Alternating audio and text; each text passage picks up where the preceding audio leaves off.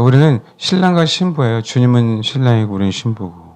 그 부분들에서 이제 봐봐, 이제 열매가 나타나면, 왜냐면 그렇게 돼야 내 안에 분노도 나도 모르게 자연스럽게 사라지거든요. 이게 내가 애써서 될 일이 아니에요. 관계가 회복되면 사라지는 거예요. 관계가 회복되면. 그러니까 신랑과 나 사이의 관계가 회복되면 사라지는 거고, 주님과 나 사이의 관계가 회복되면 사라지는 거예요.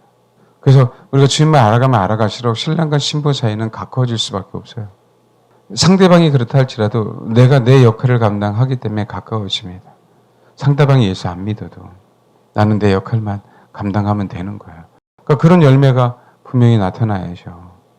신앙생활에 있어서 내 안에 계시는 성령님, 지금 이 시대 성령 때문에 신앙생활 하는 거지 나 때문에 신앙생활 하는 건 아니거든요. 이게 관점이 굉장히 중요한 거죠. 나를 위해서 신앙생활 하려고 했기 때문에 미혹당해요. 나를 위해 신앙생활 하려고 했기 때문에 자아가 안 죽는 거예요. 죽은 것처럼 보이는데 안 죽어요. 나를 위해서 그래요. 주님이 이 땅에 오셨을 때 당신을 위해서가 아니라 인류를 위해서 오셨잖아요. 그러니까 우리는 동일하게 그 역할만 잘 감당하면 되는 거거든요. 아멘?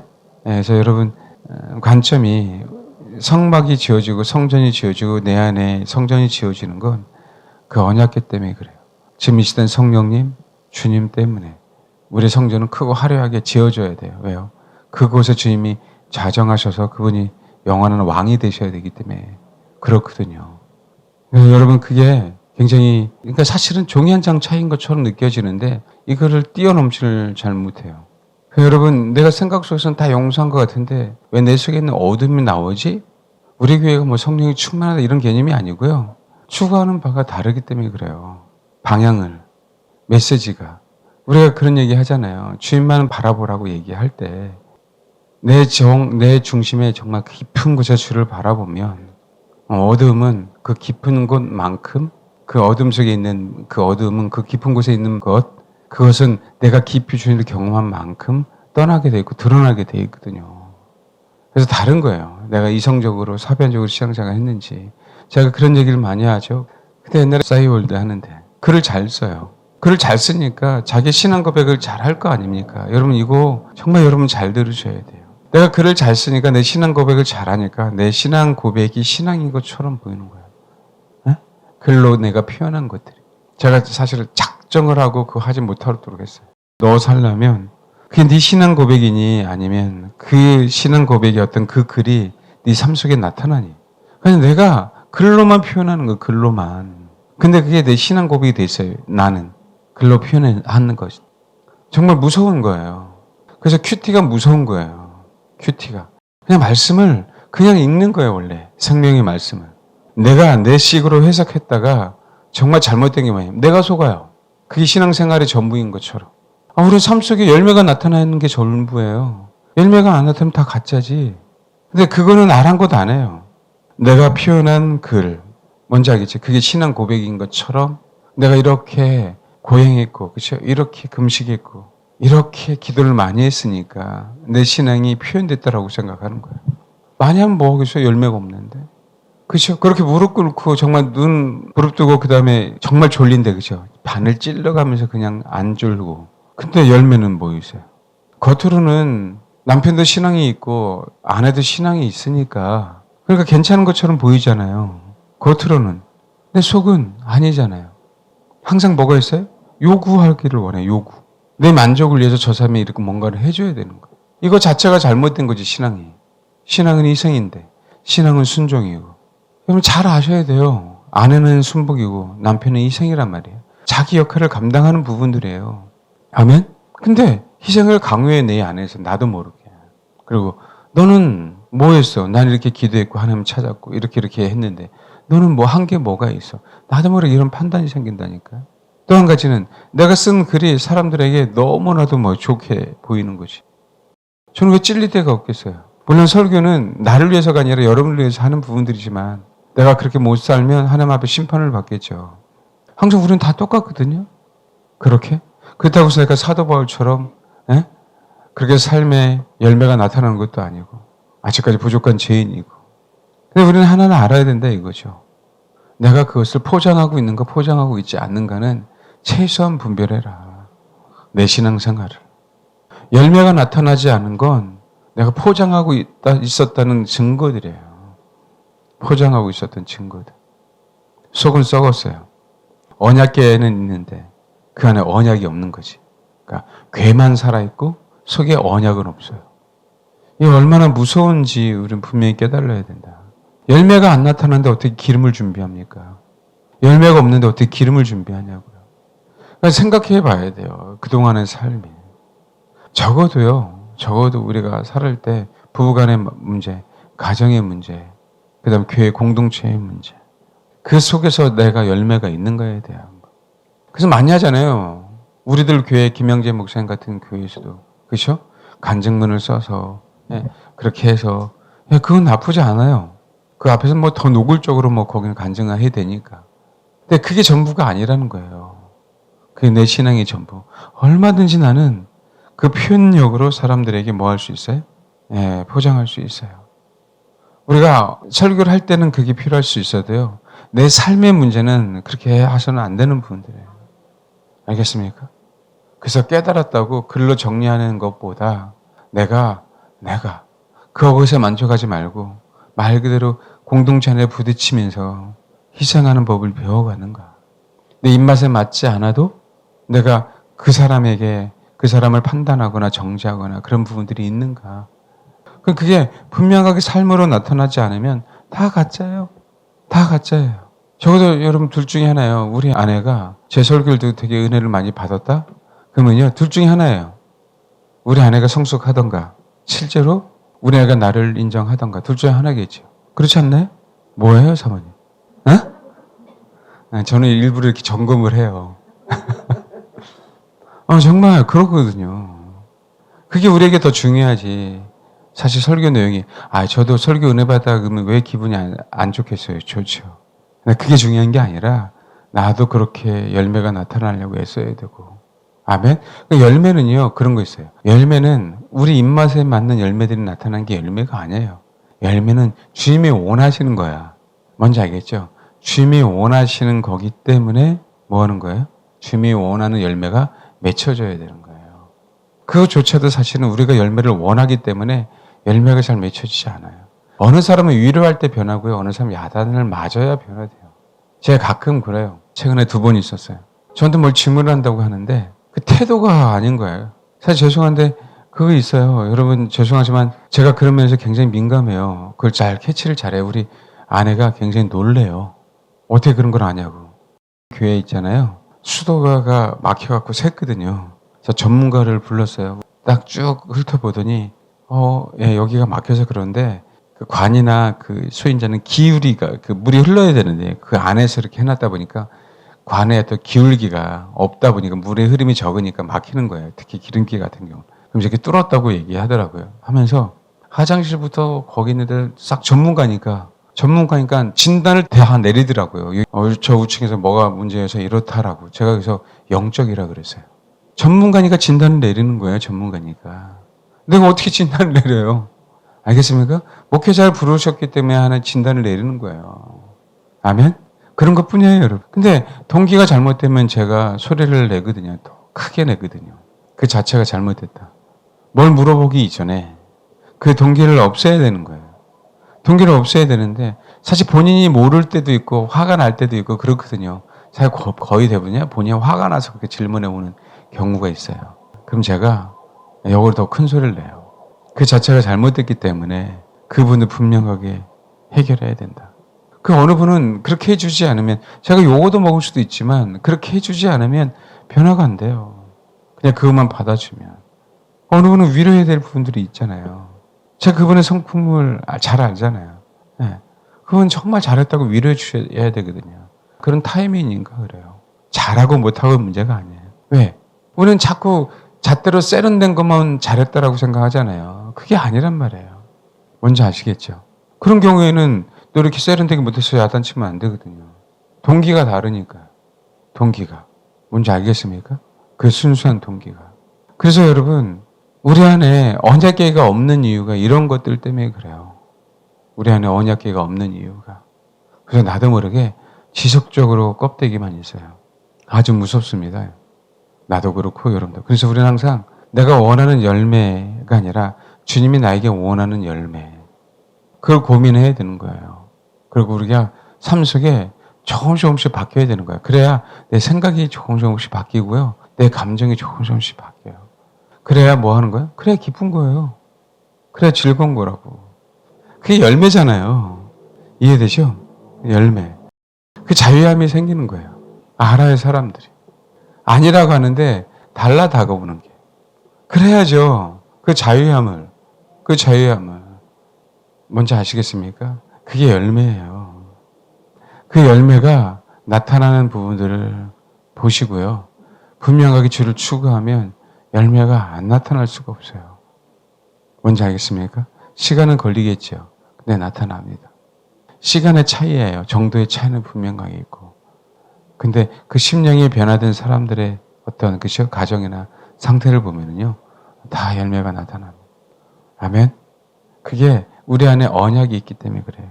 우리 안에 성령님이 계시기 때문에. 그러니까 내가 하나님의 성전을 온전하게 짓는 이유는 그 성전 안에 누구를? 그렇죠. 그분을 모시려고. 그게 목적이 너무 뚜렷하기 때문에. 알겠죠? 그래서 그 언약이 내 안에 있어야만 우리가 버림을 받지 않아요. 그 얘기는 버림받을 수 없는 존재가 되는 거예요. 버림받을 수 없는 존재. 한 번 구원은 영원한 구원은 아니지만 그 언약 때문에 주님은 우리를 진짜 이끌어 가시거든요. 알겠습니까? 내 생각이 주님에게 관심 갖져 있지 않고 내 구원에 얄팍한 구원에 관심이 있으니까 그 구원의 끝이 안 좋은 거예요. 온전히 내 중심이 주님이면 내 안에 그분이 자리 잡잖아요. 그러면 그분이 나를 이끌어가요. 그분이. 그것만 아시고 꾸준하게 주를 추구하면 조금씩 변하게 되어 있습니다. 그럼 왜 그 언약궤를 잃어버렸냐라는 얘기죠. 이 시대에 많은 사람들이 다 언약궤를 잃어버렸어요. 그 껍데기만 있어요. 여호와의 궤, 하나님의 궤. 분명하게 언약궤라고 성경 명시해 놨는데 어느 순간에 언약이라는 단어가 없어졌어요. 금요일 잠깐 말씀드렸죠. 사무엘상 4장 1절부터 11절. 4장 1절부터 11절. 같이 읽겠습니다. 시작. 4,000명이 죽었어요. 블레셋하고 싸움에서. 4,000명이 죽었는데 언약궤를 갖고 오면 이기지 않을까? 그 언약궤가 위대한 능력을 발휘했잖아요. 그동안은. 광야에서부터 또 가나안 땅에 들어올 때까지. 그 언약궤를 앞세우면 요단강도 갈라지고 그 언약궤를 앞세우면 여리고 성도 무너졌고 그 약속이 있었기에 가나안 땅을 다 정복할 수 있었잖아요. 그러니까 다시 한번 이스라엘 백성도 그것을 기대한 거예요. 여기서 표현은 뭐라면 이스라엘 장로들이 이르되 여호와께서 어찌하여 우리에게 오늘 블레셋 사람들 앞에서 패하게 하시는 그 여호와의 언약궤를 실로에서 우리에게로 가져다가 여기는 분명하게 여호와의 언약궤라고 얘기해요. 이들에게 있어서는 이게 여호와의 언약궤인 줄 생각하고 있었던 거예요. 그렇죠? 여호와의 언약궤는 맞는 거니까 사실이니까. 그런데 봐봐요. 4절. 이에 백성이 실려서 사람을 보내어 그룹 사이에 계신 만군의 여호와의 언약궤를 또 여호와 언약궤죠. 거기서 가져오고 엘리의 두 아들 홈리와 비나스는 하나님의 언약궤 함께 하나님의 언약궤 여호와의 언약궤 하나님의 언약궤. 근데 5절 또 여호와의 언약궤가 진영에 들어올 때 온 이스라엘 큰 소리로 외치며 땅에 울렸어요. 그렇죠? 근데 6절 보니까 블레셋 사람이 여호와의 궤가 진영에 들어온 줄을 깨달은지라라고 얘기해요. 블레셋 사람들에게는 그 언약궤는 언약궤가 아니거든요. 그들이 믿는 거는 여호와 하나님이 아니니까 그냥 궤이죠, 궤. 그렇죠? 동일하게 이스라엘 백성도 이제는 뭐가 되는 거예요? 하나님의 궤는 빼앗겼죠? 동일하게 이스라엘 백성들도 블레셋 사람들처럼 여호와의 언약궤는 그들의 신앙이 여호와의 언약궤라는 신앙을 갖고 있는 줄 알았는데, 그렇죠? 근데 그들의 현 주소는 뭐예요? 그냥 하나님의 궤, 그 여호와의 궤. 이스라엘 약속의 백성들조차도 여호와의 언약궤가 언약이 이루어질 수 없는 상태가 됐다는 거예요. 이 말씀드렸죠. 이게 언제 나타나냐고요? 계속 여호와의 언약궤가 아닌 하나님의 궤, 여호와의 궤로 가요. 사무엘에 있을 때도 오히려 이 언약궤를 강조하지 않고 사무엘에 있었을 때는 사무엘을 강조해요. 사무엘에게 언약하시는 그 하나님. 성전에서 사무엘이 먹고 자고 했잖아요. 그렇죠? 성전에서 여호와 하나님 사무엘에게 불렀잖아요. 그 사무엘에게 뭐예요? 약속하는 거예요. 그 사무엘 안에 그 언약이 있기에 블레셋을 물리칠 수 있었어요. 사무엘의 능력이 아니잖아요. 사무엘의 전쟁이 능한 자가 아니잖아요. 뭐가 있었다고요? 백성들이 아닌 사무엘에게. 엘리 제사장에게는 이건 하나님의 궤예요. 언약궤가 아니에요. 홈리와 비나스에게도 하나님의 언약궤라고 자기들은 생각했지만 그 언약궤가 힘을 발휘할 수 없어. 예? 우리 삶 속에 약속은 없는 거예요, 지금. 수많은 그리스도인들 안에 약속은 지금 없어요. 그 한 번쯤 생각해 봐야 돼요. 내 안에 나는 있는 것처럼 보이는데. 그렇죠? 구역장하고 제자훈련 다 마치고 열심히 봉사하고. 근데 과연 내가 주님을 갈망했는가? 과연 내가 구원을 받았는가? 어느 분은 대형교회 다니신 분이 그랬어요. 자기 정말 이제 구원받고 싶다고 저한테 상담한 사람이 있었어요. 그렇게 열심히 봉사해요. 그렇게 열심히 전도하고 그렇게 열심히 기도했는데도 불구하고 자기가 살아야 되겠습니다라고. 여호와 언약궤가 있는 것처럼 우리가 행동했어요. 이게 무서운 부분들이죠. 저도 항상 그게 조심해야 될 부분. 우리가 조심해야 돼. 주님만 갈망하니까 있는 것처럼 생각할 수도 있어요. 아니요, 여러분. 열매가 안 나타나면 주님이 원하시는 열매. 꼭 생각해야 돼요. 열매도 내가 원하는 열매가 아니에요. 나를 통해 맺고자 하는 그 열매. 나는 석류일 수도 있어요. 근데 주님은 감람나무라고 할 수도 있잖아요. 그 올리브 열매. 이해되십니까? 나에게 우리 인생을 이렇게 살아가도록 허락하셨잖아요. 그 인생을 살아가는 동안 아무 열매가 아닌 하나님께서 나에게 허락하신 그 열매를 맺게 하려고 부르셨단 말이에요. 근데 사라졌잖아요. 예? 그래서 이게 지금 어디 나온다고요? 그런 상황이 사무엘하 15장에 압살롬이 반역하죠. 다윗이 도망가잖아요. 그래놓고 어떻게 해요? 24절. 사무엘하 15장 24절. 보라 사독과 그와 함께 모든 네 사람도 하나님의 언약궤를 메어다가 하나님의 궤를 내려놓고 아비아들도 올라가서 모든 백성이 성에서 나오기를 기다리도다. 왕이 사독이 이르되 보라 하나님의 궤를 성읍으로 도로 메어가라. 만일 내가 여호와 앞에서 은혜를 입으면 도로 나를 인도하사 내게 그 궤와 그 계신대를 보이시리라 그랬죠. 여기서 처음 하나님의 언약궤를 메어다가 이 단어가 이제는 처음 나와요. 누구에게 약속한 거죠? 다윗에게. 다윗에게는 하나님이 영원토록 뭐라고요? 내가 그것이 영원한 왕이 되게 할 거라고 약속하셨죠. 그렇기 때문에 뭐예요? 다윗에게는요, 다윗이 지금 쫓겨가고 있지만 다윗 안에 뭐가 살아있는 거예요? 그죠. 언약이. 그 언약이 살아있게 주님은 다윗을 가장 위태한 상황에서도 버릴 수 없는 거예요. 우리는 잘 알잖아요. 압살롬은 죽고 다시 예루살렘에 다시 복귀한다는 거. 예? 뭐 때문에 그래? 언약 때문에 그래요. 그 언약 때문에. 내 안에 성령님이 주인으로 모시면 그렇게 될 수밖에 없는 거예요. 내가 불안해할 필요가 없다니까요, 사실은. 불안하면 뭐 하려고 해요? 내가 내 스스로 구원을 이뤄갈 수 있는 것도 아니잖아요. 그럼 우리가 주님을 바라보는 거죠. 그럼 괜찮아요, 실수하는 거. 죄를 짓는 거 그럴 수 있잖아요, 우리 인간들은. 우리가 바라보는 건 누구예요? 주님이니까. 왜요? 내 안에 언약을 내 안에서 확정져야 될 거 아니에요. 예? 내 안에. 그래야 주님이 우리를 버리지 않고 삶 속에 뭐예요? 정말 열매들로 나타나는 거죠. 그 열매들로. 그 열매가 화려한 것만 원하지는 마세요. 그냥 주님이 나에게 허락하신 일상에서 작은 것들. 뭔지 알겠죠? 예. 그렇게 순복하며 가는 거예요. 그래 우리가 하나님이 나에게 많은 것으로 맡기는 거라고요. 작은 일에 충성하였기 때문에 내가 너에게 많은 것으로 맡기겠다. 달란트가 많을 필요도 없어요. 나에게 허락하신 그만큼. 그러나 나는 독립된 존재니까 내가 할 수 있는 한 뭐예요? 그분을 바라보는 것이요. 여러분 그런 거 있잖아요. 옛날에는 환경이나 삶이나 형편이나 힘들 때마다 불안과 짜증이 올라왔는데 내가 정말 지속적으로 주를 추구했더니 내 안에서 그런 부분들이 조금 사라졌네. 이런 부분들이 나타나요, 안 나타나요? 나타나죠. 예. 그런 것들이 내 안에 지속적으로 쌓여져야 되는 거예요. 지속적으로. 예. 그래야 내 안에 언약이 살아있는 겁니다. 그럼 이스라엘 백성들이 왜 놓쳤냐고요? 왜? 다른 거 아니에요. 우리는 어떤 존재? 하나님의 영광을 위해서 지음받은 존재예요. 하나님의 영광을 위해. 그거는요, 우리 너무 식상한 단어지만 진짜 위대한 말씀이잖아요. 그렇죠? 진짜 하나님의 영광을 위해서 하나님을 찬송하기 위해서 우리가 지음받은 존재잖아요. 그렇죠? 그래서 언약이 유지하는 비결은 예배거든요. 예배. 아멘? 예배가 언약을 유지하는 비결이고 언약이 내 안에 살아있게 만드는 비결이에요. 그분을 예배하는 게, 그분을 경외하는 게, 그분을 두려워하는 게. 근데 앞에 봐봐요. 지금 사무엘상 4장 앞에 어떤 일이 벌어지죠? 우리 다 알죠? 한나가 나타나고, 그죠? 사무엘도 나타나지만 누가 나타나요? 엘리 제사장의 두 아들, 홈리와 비느하스. 하나님의 언약궤 옆에 누가 있었어요? 홈리와 비느하스. 하나님의 언약 옆에 홈리와 비느하스가 있었지만 홈리와 비느하스 안에 언약이 있었어요? 없었어요? 없었다는 거예요. 이해하십니까? 근데 여기 한번 봐봐요. 참 2장 12절 엘리의 아들들은 행실이 나빠 여호와를 뭐라고요? 알지 못하더라.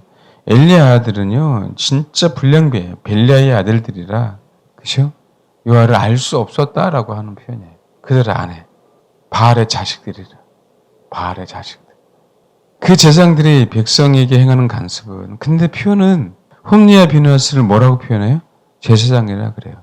엘리도 제사장이지만 홈리와 비느하스도 제사장. 14절 제사장이 자기의 것으로 가지되 실로에서 그곳에 온 모든 이스라엘 사람에게 이같이 할 뿐 아니라. 그냥 갈고리로 그냥 제사들이 이렇게 삶고 있는 걸 그냥 딱 집어서 자기가 원하는 거 갖고 가는 거예요. 원하는 거. 내가 먹고 싶은 거 먹고 싶다 이거지. 아니 맨날 나는 다리 못 먹겠다 이거예요. 네? 그 또 한 가지 기름을 태우기 전에 곱창 좀 먹고 싶다 이거지. 그래서 지금으로 얘기하면 안 그래요? 생고기 좀 먹고 그러고 싶다 이거예요. 그러면서 뭐라 그가 내게 삶은 고기를 원하지 않냐고 날 것을 원하신다. 그러니까 제사장의 위세가 홈리와 비느하스 위세가 얼마나 큰지. 그러면서 뭐라고요? 안 주면 억지로 빼앗겠다. 그러면서 이 소년들의 죄가 여호와 앞에 심히 크면 그들이 여호와의 제사를 멸시했어요. 근데 문제는요. 여호와의 제사를 멸시했지만 여호와의 제사를 멸시하지 못하도록 할 수 있는 자가 있었다 없었다. 있었어. 그게 엘리예요. 지금 총체적인 난관입니다. 엘리 제사장을요. 목회자로 한번 생각해 보십시오. 여러분. 홈리와 비느하스를 성도라고 한번 생각해 보세요. 그럼 만인 제사장이라면서요. 예? 그럼 총체적인 문제예요. 지금 이 시대의 목회자들이 정말 이렇게 안 가르쳐요. 홈리와 비느하스처럼 예배 드리는데 그렇게 드리면 안 된다라고 가르치지 않거든요. 그건 정말 문제예요. 근데 어떻게 하나님의 영광 받으시고 어떻게 하나님의 언약이 그 성도들 안에 목회자 안에 살아있냐고요. 제가 엘리라고 따지면 여러분도 제사장이잖아요. 나도 제사장이고. 근데 뻔히 지금 홈리와 비느하스가 어떻게 예배 드리고 있는지를 알아. 근데 그냥 내비둬요? 본인이 그러니까 그냥 내비두는 거라고. 본인이 그러니까. 어떻게 해서든지 깨워서 모아야 되는 거예요. 그렇죠? 예배 드리게 하고 주를 추구하게 하고 주를 찾게 만들어야 되는 거죠. 우리가 보통 이렇게 예배 드리는 게 그냥 그런 이런 예배가 아니라 이 순간에는 뭐예요? 그분을 위해서 내가 존재하는 순간이거든요. 여러분 설교를 들어도 내가 설교를 해도. 이해하십니까? 이게 예배예요. 이게 예배라고. 내가 지금 이 시간에 그분을 위해서 존재하고 있는 이 시간. 알겠습니까? 예배가 끝날 때까지 내가 하나님 앞에 드린 제물은 타고 있는 시간. 이게 예배예요. 근데 예배를 멸시하잖아요. 예배를 자기는 원하는 대로 드리잖아요. 시간이 길고 짧은 건 문제가 사실 안 되지만 근데 언제 태워요? 길어야 좀 잘 타지. 그 얘기는요. 우리 안에 생명이 충만하게 받아야 그래야 우리가 삶 속에 열매를 맺을 수 있는 힘이 생기는 거죠. 어떻게 30분 그냥 딱 드리고 예배 마쳤다 그럽니까? 그분을 충분히 높여야 되고 그분의 메시지를 충분히 들어야 되고 그분께 충분히 알아야죠. 옛날에는 안 그랬잖아요. 핍박하는 나라들은요. 최소 기본이 5시간이래요. 5시간. 네? 핍박받는 나라들은. 지금 이 시간 주일날 딱 1시간 되면 사람들 다 뭐예요? 쉬게 보잖아요. 네? 언제 끝나나. 끝날 때가 됐는데. 근데 어떻게 우리 안에 언약이 체결되겠냐고. 이들은 멸시했어요. 여러분 대놓고 멸시하지 않다 할지라도 내가 이 시간에 와서 그분을 갈망하지 않으면 하나님을 멸시하는 거죠. 이 시간에 하나님을 갈망하는 자리인데 하나님을 갈망하는 마음이 없다면 그건 멸시하는 거지 하나님을. 구경하러 왔습니까? 그냥 어떻게든 깨워서라도 하나님을 갈망하게 만드는 거라고요. 아멘? 선데이 크리스천들에게 외치는 거예요. 당신 그러면 안 된다. 선데이 크리스천 되면. 알겠습니까? 그분 안에 하나님의 언약이 있어야 그 영혼이 구원받고 그 영의 주님 앞에 올바로 갈 텐데 그냥 헌금만 잘 내면 되는 겁니까? 열심히 봉사하게 만들면 되는 거냐? 엘리는요. 정말 그렇게 안 했어요. 엘리는. 완전히 자기 아들이 할지라도 개조시켜버려 했어야죠. 근데 누가 그래? 본인은 그렇거든요. 왜냐하면 역대상 21장이나 사무엘하 24장에 보면 어쨌든 인구 조사를 하잖아요. 다윗이 죄를 졌는데 그게 아온이란 죄라고 얘기하잖아요. 다윗이 고백하기를 아담과 하에게서 물려받은 그 본성적인 죄. 그렇죠? 여기를 보면 이런 내용이 나와요. 사무엘에게 오죽하면 얘기를 합니다. 3장 10절부터 14절까지. 여호와 하나님 사무엘을 불렀어요. 그러면서 뭐라고 하냐면 내가 그의 집을 영원토록 심판하겠다고 그에게 말한 것은 그가 뭐라고요? 아는 죄악이야. 아는 죄악. 이게 아는 죄악이 아온이에요. 우리는 알고 있어요. 우리 죄악들을. 아담과 하에게 물려받은 그 죄악들을. 그 죄악들 때문에 우리는 하나님을 예배해야 되거든요. 왜? 그래야 사라져요. 그게. 십자가를 믿는다는 얘기는 그분을 예배한다는 거 아닙니까? 그분께 영광 돌리겠다는 거 아니에요? 안 그래요? 우리 본성에 대한 죄악들을 모르고 있는 사람이 어디 있어요? 이 본성. 타고난 죄성을 가지고 태어났잖아요. 홈리와 비누에서 타고난 죄성을 가지고 태어났어. 근데 엘리도 누구 못지않게 그걸 알아. 그럼 어떻게 해야 돼요? 고쳐줘야죠. 매를 들든, 알겠습니까? 어떤 방법을 써서라도. 이게 인간의 본성이다.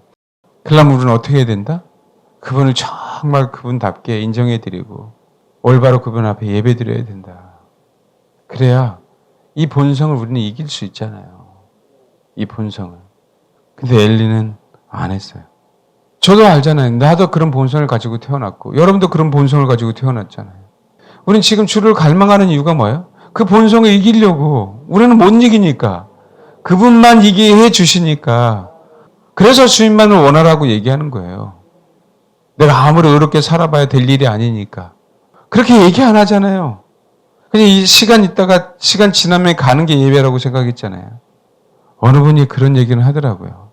제가 몇몇 교회를 계속 돌아다녀 봤는데 예배 시간에 설교 시간에 예수라는 얘기를 한 번도 안 하는 교회가 있더래요. 설교 시간에. 그게 충격 아니에요, 여러분? 근데 여러분 진짜 있어요. 진짜 있어요. 우리는 맨날 이 얘기를 하지만 그 얘기를 한 번도 듣지 못하는 성도들이 너무 많아요. 예? 그 목회자는 엘리일 수 있고 그 성도들은 홈리에 비누할 수도 있는 거예요. 우리가 그렇게 되지 않기 위해서 정말 애써야 돼요. 저도 여러분들도. 아멘? 심지어는 드러난 죄들까지도 있잖아요. 뭐라고요? 해막에서 수용된 여인들과 동침까지. 이거는 이제 맞짱 아니에요? 막장? 그렇죠? 근데 뭐라고요? 야, 너희들 때문에 이스라엘 백성이 화나잖아. 그냥 그러고 말아요. 그러고 말아요. 여기 한번 보니까 우리가 알아야 될 게 뭐냐면 22절, 2장 3회상 22절부터 26절까지 한번 읽어보세요. 3회상 2장 22절부터 26절. 여기 핵심은 뭐예요? 홈리와 비누하스가 안 된다는 거예요. 그렇죠? 조언을 안 들어요. 이렇게 해서 안 된다는 거 알잖아요. 또 백성들도 이 백성으로 범죄하게 하도다라는 얘기는 백성들로 화나게 한다는 거예요. 그러니까 백성들도 올바로 예배를 못 드리게 하는 거예요.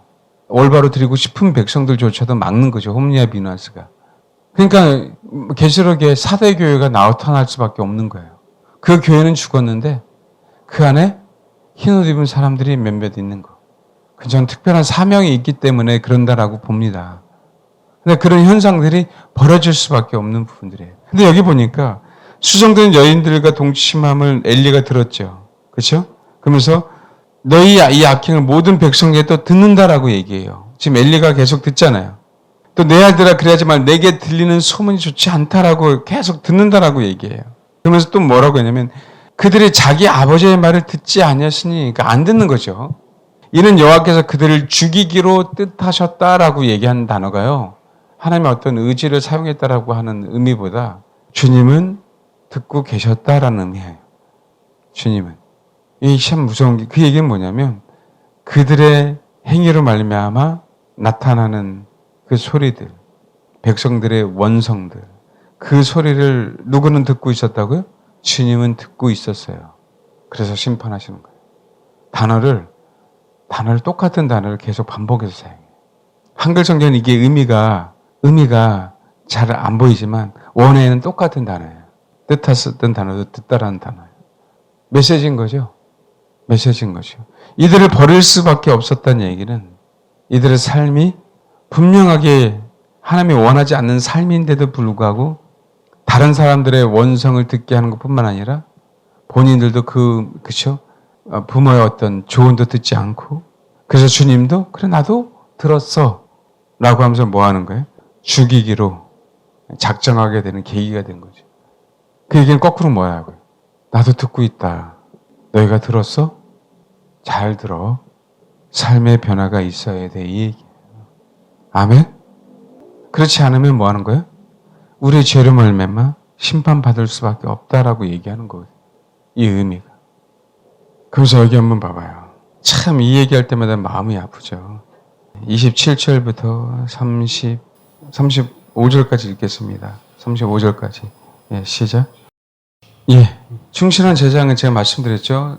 사무엘부터 시작해서 그다음 사독, 그 다음에 예수 그리스도까지 그렇게 이끌어 가시겠다고 하는 거예요. 여기 한 건 뭐냐면 29절 너희는 어찌하여 내가 내 채소에서 명령한 내 재물과 예물을 밟으며 내 아들들을 나보다 더 중히 여겨 그렇죠. 중히 여기다는 더 무겁게 여겼다는 거예요. 내 백성 이스라엘이 드리는 가장 좋은 곳으로 너희들을 살찌게 하느냐. 그러니까 예배는 뭐예요? 우리가 주를 위해서 예배 드려야 되는데 다 나 중심적으로 예배를 드렸다는 거예요. 나 중심적으로. 옛날에 그런 게 있었어요. 큰 모 교회인데 그러더라고요. 성찬 예식을 하면 성찬 예식 집례비 그래갖고 담임 목사에게 돈을 주더라고요. 그게 왜 있는지 모르겠어요. 근데 이런 얘기하면 그러지 마시고 우리도요 얼마든지 그럴 수 있다는 거예요. 우리도 뭔지 알겠죠? 내가 예배 드릴 때 어떤 자세로 예배 드리느냐. 집례하는 거는 주님 때 집례하는 거잖아요. 성도들을 올바로 그죠? 주님에게 이끌려고. 아멘? 지금 예배도 마찬가지인 거예요. 예배도. 내가 주님 때문에 이 자리에 앉아 있는 거다. 그 철저하게. 주님보다 이 순간에 어떤 것도 더욱더 위대한 것이 있으면 안 되고 섬겨야 될 게 있으면 안 되고 어떤 것보다 더 중히 여기면 안 되는 거예요. 비록 내가 바쁜 와중에 아픈 와중에 힘든 와중에 이 자리에 왔다 할지라도 나중에 이렇게 생색내면 안 되는 거예요. 하나님 내가 어떻게 이렇게 이 예배 자리에 왔는데 속이 졸려도 처음도 톤이 똑같아도 내가 하나님 앞에 나은 이 예배의 자리라면 그 자세가 정말 가치 있는 거예요. 기도 제대로 못해도 되고 찬양 음정이 틀려도 되고 순간이요 여러분 설교 시간은 좋을 수도 있어요. 그게 중요한 거 아니에요. 왜? 열처녀는 다 졸았어요. 얼마나 위로가 되는지 몰라요. 다 졸았거든. 알겠습니까? 근데 그 안에 뭐가 있으니까 이끌어가는 거예요? 언약이. 다윗처럼요. 저 죄 안 졌습니다. 근데 다윗처럼 주님의 마음에 합한 자가 못 돼요. 수준이. 다윗과 같은 죄는 내가 안 졌는데 죄로 따지고 보면 그 형님이 더 많이 죄를 진 것 같은데. 근데 주님의 마음에 합한 자잖아요. 어떻게 내가 다윗을 따라가겠냐고. 나 때문에 7만명 죽이지 않았어요, 저는? 알겠습니까? 그 언약 때문에. 그게 위대하다는 거예요. 다시 얼마나 그분만을 바라봤냐고요. 사도 바울이 얼마나 그분만을 바라봤냐고요. 그런 예배로, 그런 자세로 가지고 있으면, 그런 자세로, 그런 마음으로. 그래야 우리 안에 언약이 안 사라져요. 남들에게는 하나님에게, 블레셋 사람들에게는 여호와의 계, 이스라엘 백성들에게는 여호와의 계고 하나님의 계 껍데기만 있는 거지만 정말 우리에게는 요단강을 가르신 하나님의 언약계, 여리고성을 무너뜨리는 여호와의 언약계 이해되시죠? 그래야죠. 그 언약계가 환경도 바꾸고 그 언약계가 우리 내면도 바꾸고 그 언약계가 우리를 당신에게까지 분명하게 이끌어 가잖아요. 그 언약의 당사자가 누구예요? 주님이잖아요. 그래서 제가 빈말이라도 혹시 주님만 바라보세요라고 할 때 여러분이 새겨 들으면 여러분에게는 그게 복인 거고 온전하게 주님 앞에 예배드리는 자세와 태도를 갖는 거죠. 그런 마음으로 이제 얼마 남지 않았습니다. 준비하고 신앙생활 하셔야 돼요. 그리고 정말 내가 지체를 위해서 어떻게 희생할 수 있고 양들을 케어하는 목자, 그 양들을 케어하는 목자들이 되어서 정말 이 마지막 때 저도 여러분들도 주님의 인도하심을 받아 가야 돼요. 근데 우리가 아무리 생각해도 이 마지막 때에는 내 생각대로 이끌어가지 않아요. 그 순간순간 그분의 인도하심을 캐치해야 돼요. 이거는요 직관적으로 캐치해 가야 돼요. 환경이 아니에요 여러분. 뭔지 알겠습니까? 근데 그게 맞아요. 지금은 기회가 있잖아요. 앞으로 주님만을 더욱더 바라봐서 꼭 저와 여러분이 그 언약의 당사자인 그분과 온전하게 긴밀하게 연합되어서 그 언약이 나를 견인해 갈 수 있도록, 그 언약이 나를 올바로 선택할 수 있도록, 그 언약이 나를 정말 그리스도의 왕으로, 천년왕국에서 왕도를 할 수 있는 존재로 나를 이끌어 갈 수 있도록 그만을 갈망하시고 사모하시고 그 언약궤를 사모하시길 바랍니다. 네, 기도하겠습니다.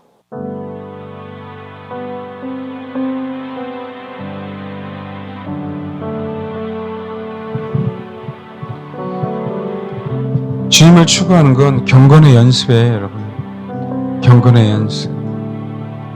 금생과 내생이 보장되는 연습. 주만을 갈망하는 것도 경건의 연습입니다. 열매는 연습으로 맺을 수는 없어요. 열매는 주님만을 바라봄으로 맺을 수 있는 겁니다. 하나님, 내 안에 당신의 언약궤가, 당신의 언약이 충만하게 하옵소서. 그래서 그 언약의 당사자인 그분만을 바라고 내가 나아가겠습니다. 제사장 7이 여리고성을 무너뜨릴 때 7 양강나팔을 잡고 언약궤 앞에서 나아갈 것이다. 그럴 때 여리고성은 무너지는 거예요. 그럴 때 우리의 본성은 무너지는 겁니다. 엘리 제사장이 홈리와 비느하스에게 그 언약의 당사자인 그분을 무시하지 말아라, 그분에게 온전하게 예배드리는 법을 배우게 했다면 홈리와 비느하스의 본성도 무너졌을 겁니다. 근데 그렇게 하지 않았어요. 주님만을 바라봐야 우리의 본성이 무너집니다. 그래야 기회가 있어요. 꼭 이 시간 그렇게 기도하시길 바랍니다. 기도하겠습니다. 하나님, 영원한 언약 되신 그 예수 그리스도가 우리 안에 충만히 거하시길 바랍니다. 그동안에 주님을 배제하고 신앙생활 했던 것들을 용서해 주시고 이제는 참 언약 되신 예수 그리스도만을 의지하며 바라보며 그분만을 사모함으로 주를 향하여 달려갈 것이오니 하나님과 우리 사이에 허락하신 그 언약, 그 약속 하나님 이루어 주시길 원합니다. 우리 교회를 향한 그 언약 하나님 이루어 주옵소서. 우리 성도를 향한 그 언약이 하나님, 이 마지막 때를 우리가 힘들게 살아가고 있지만 그럼에도 불구하고 그 약속이 위대하기에, 그 약속이 이 우주보다 크기에 어떤 형편과 어려움 속에서도 우리가 험한 산과 골짜기를 다닌다 할지라도 우리를 그렇게 푸른 초장을 이끌어가 주실 것을 믿기에 주님만을 의지합니다. 하나님을 의지하고 사모하고 갈망하는 그 영혼들에게 아버지의 언약이 영원히 함께함으로 말미암아 그 언약이 우리를 당신 품 안에까지 이끌어갈 수 있도록 은혜를 베풀어 주옵소서. 감사드리며 예수님의 이름으로 기도합니다. 아멘.